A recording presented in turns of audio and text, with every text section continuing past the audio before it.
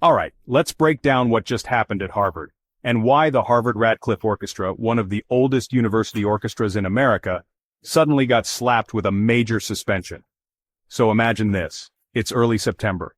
The HRO is on its annual retreat at a peaceful music camp in Massachusetts.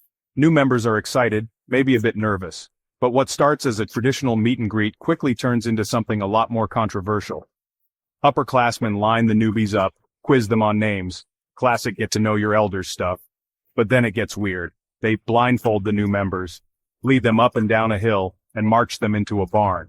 Still blindfolded, the rookies are told to tap an upperclassman once for water, twice for a shot of vodka. Now, some people might call this a harmless icebreaker, but for at least one freshman, it crossed a line. That student filed a formal complaint, and Harvard launched an investigation. Here's where things get serious. Harvard had just updated its anti-hazing policies to meet new federal laws, the Stop Campus Hazing Act, passed in late 2024. That means strict rules, mandatory training for student leaders, and public reporting of violations. Basically, zero tolerance for hazing in any form. The outcome? Harvard suspended the student-run side of the orchestra for the rest of the fall semester. That means no board meetings, no social events, and no outreach concerts at local schools. The group can't even use its own name for any upcoming performances. But there's a twist. Since HRO also counts as an academic class, Music 110R, rehearsals and concerts can still happen. Their first concert is still going ahead in October, just not as the HRO.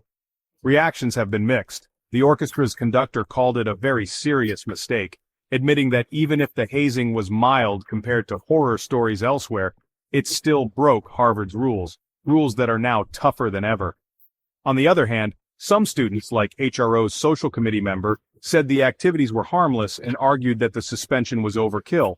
But the law and Harvard's policies don't leave much room for gray areas. So what does this mean for college life? Well, if you're part of any student club or team, this is a wake-up call.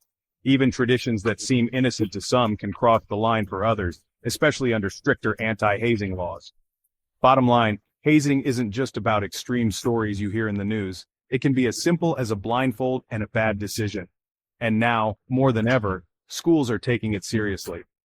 If you're in doubt, ask yourself, would you want your first week in a new club to start like this?